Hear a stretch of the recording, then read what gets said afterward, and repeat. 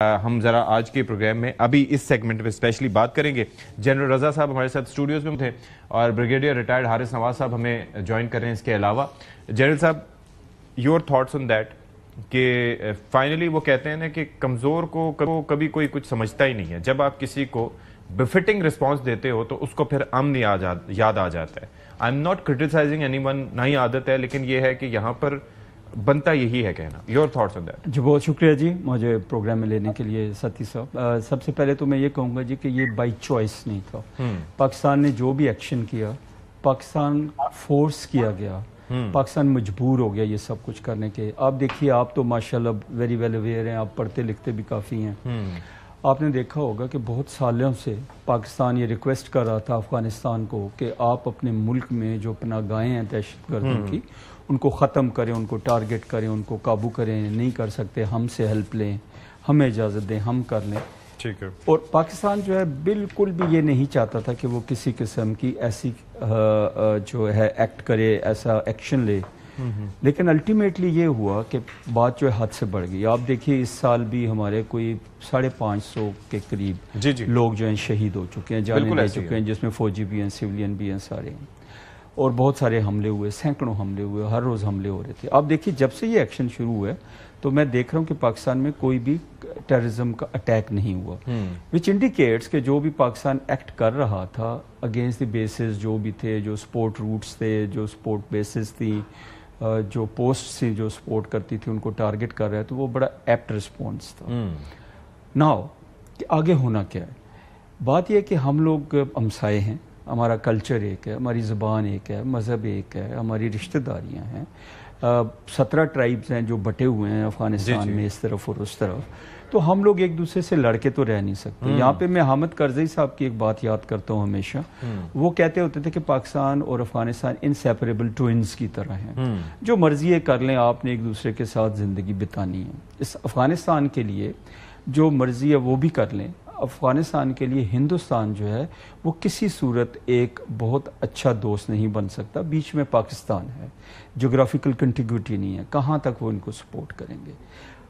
मैं हैरान होता हूँ कि वॉइस हो, exactly that is my question, कि वॉइस हो। ये हम में रियलाइजेशन है कि जी क्यों वो कर रहे हैं ये, कि आप उनको हर चीज़ करने को तैयार हैं, आप हाथ बढ़ाते हैं दोस्ती का, आप उनको रास्ते देते हैं, आप उनको कहते हैं आप ट्रेड में शामिल हो जाएं, आप उनको कहते हैं सीपैक में शामिल हो जाएं, आप उनके बच्चों को यहाँ पे एजुकेशन देते हैं। आपने उनको 40 साल तक रखा, अभी मजबूर हो गए कि जब वो दहशत गर्दाना कार्रवाइयों में मुलव्वस हुए तो उनको वापस भेज रहे हैं।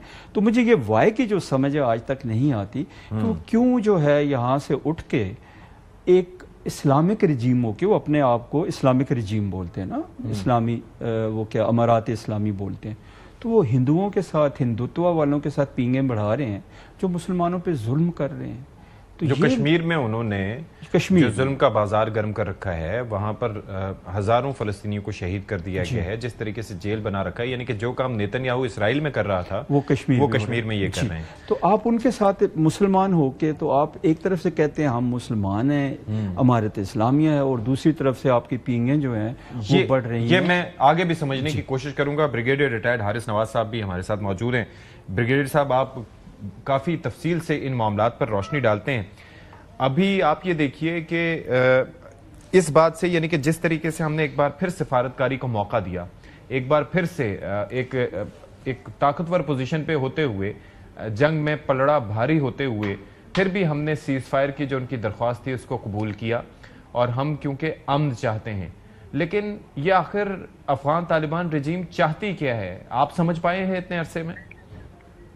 देखें, बात यह है कि एक तो ये जो अफगान तालिबान रजीम है ये इलीगल है, इलेजिटिमेट है। अच्छा। ये इतने अच्छे से यहाँ बैठे हुए हैं, ना इन्होंने इलेक्शन कराया है, ना इनको अफगान अवाम की ताईद हासिल है, ना ये पोलिटिकल इंक्लूसिव गवर्नमेंट है, ना एथनिक बैलेंस है, ना हजारा है, ना उज़्बेक है, ना ताजिक हैं।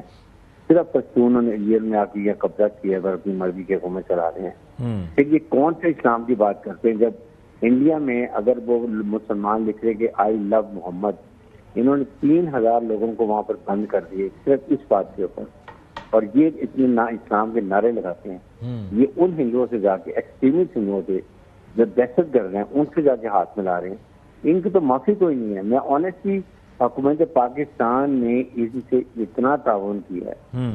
हमने एक ही बात की जब जन से बात कर रहे थे कि जी आप सिर्फ अपनी सरजमीन किसी को इस्तेमाल नहीं करें, जो आपने कमिटमेंट दी। आटा हम इनको देते हैं, चीनी हम देते हैं, फर्टिलाइजर हम देते हैं, ट्रेन तालीम को हम सपोर्ट करते हैं, कौन सी जगह हमने नहीं की है। हम अभी भी इनकी बंद कर सकते हैं, लेकिन अफगान अवाम से हमारी मोहब्बत है, हमारे जहरीले ताल्लुकात हैं, हम नहीं चाहते उनको तकलीफ हो। ये जाके ये बेसिकली देखें, ये डील करते हैं, ये मर्सरीज हैं। ये जब अमेरिकन वहां थे तो उनसे भी डील उन्होंने की थी। हर इनके जो सरदार था ये फौजियों का और ये तलिबान तालिबानी ने 50 किलोमीटर एरिया बांटे हुए थे।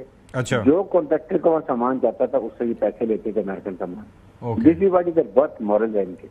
यही वो उनसे डील कर रहे हैं कि आप इंडिया से पैसे मांग रहे हैं कि हमें पैसे चाहिए। इनको जो पैसा देगा ये उससे चल पड़ेगा। यानी कि it's just about the money for them, it's not about the religion, it's not about the morals, it's not about the border.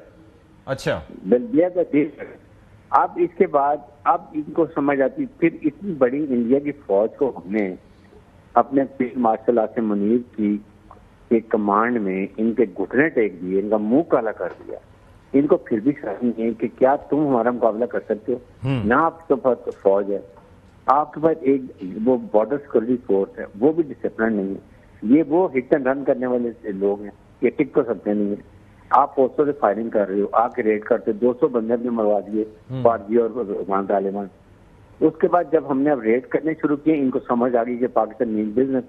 इनका इलाज यही है। इनका अभी तो हमने बड़ा इन पे एहसान किया कि सीजफायर कर ली है, we want to see their behaviour.